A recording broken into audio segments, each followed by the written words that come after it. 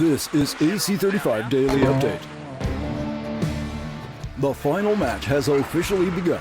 Emirates Team New Zealand dominates racing day one on a tricky Bermuda course. Speed on Oracle Team USA did not convince, and the defender is now forced to another comeback. Nautical Channel correspondent Nick Douglas has the analysis and the inside story on the 35th America's Cup.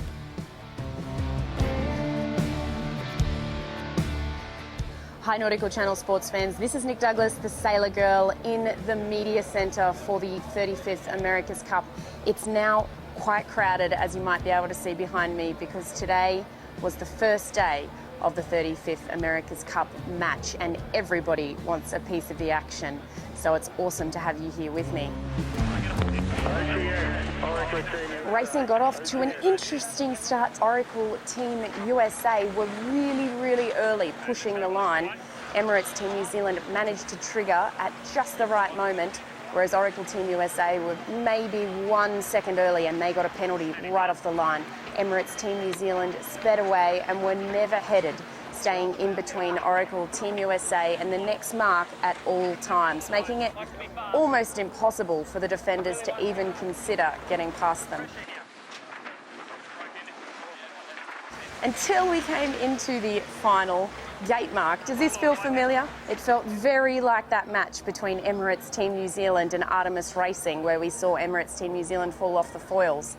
And Oracle Team USA had a slither of hope, but it wasn't to be. Emirates Team New Zealand finished it off to take the win and to take the score to 1-0 in terms of races won.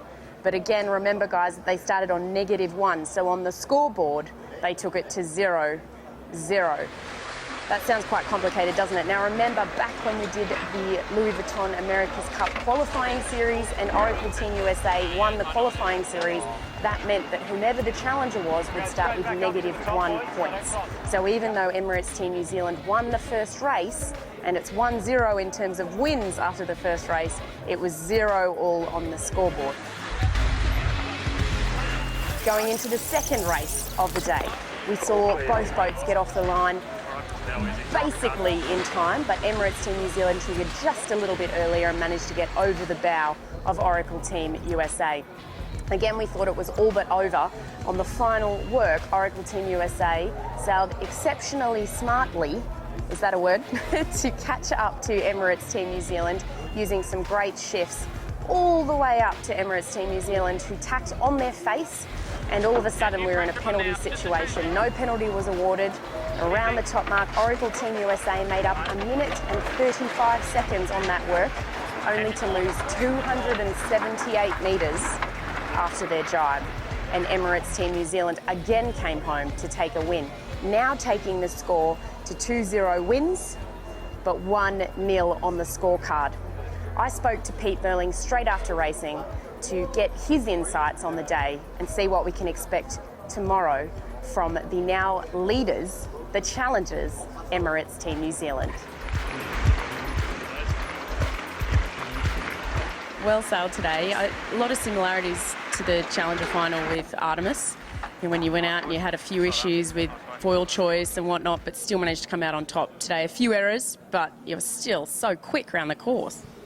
Yeah, well, we were really happy with how the boat was going today. It seemed to be going really fast through the water, and it definitely made our life a lot easier. But no, at the same time, we made a lot of errors. We let them back into both races, and we've got a lot to go look at and review and work on.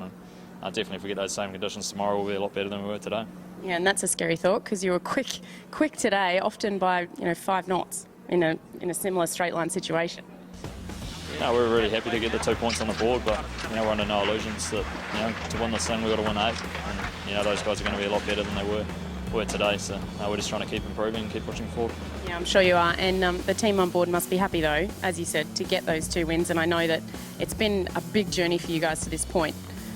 Yeah, it's been a massive journey, and it feels like it's just beginning. This final series, and we're set up for one hell of a fight.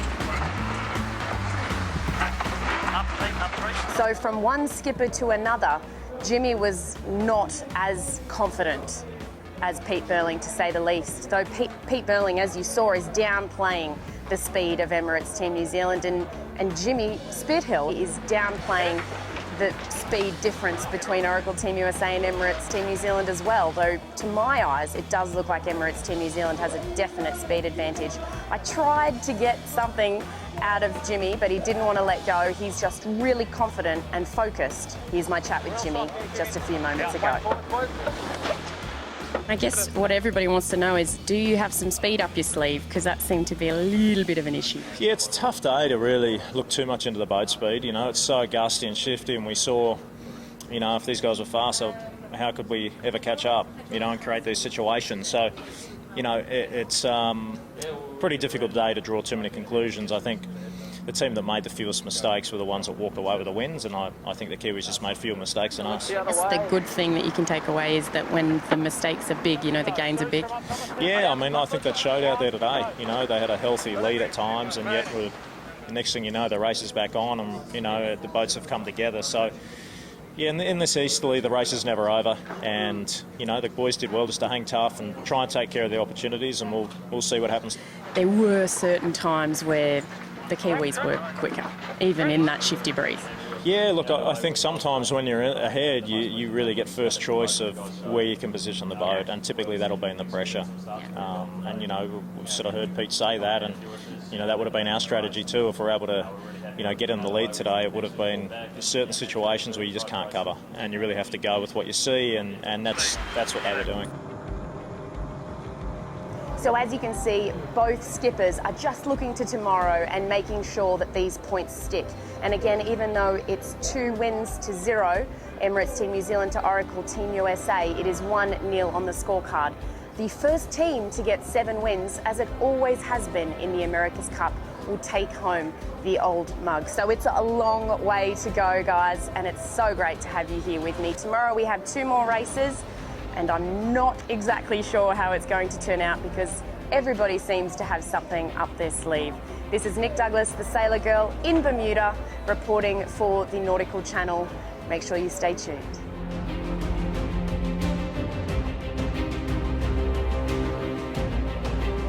Don't miss a tack or a jibe of the ultimate sailing final. It's the USA versus New Zealand. Stay in the loop with the oldest and now most futuristic sports trophy in history on AC35 Daily Update with Sailor Girl and adventurer Nick Douglas in Bermuda. NC Sports, plunge into the action.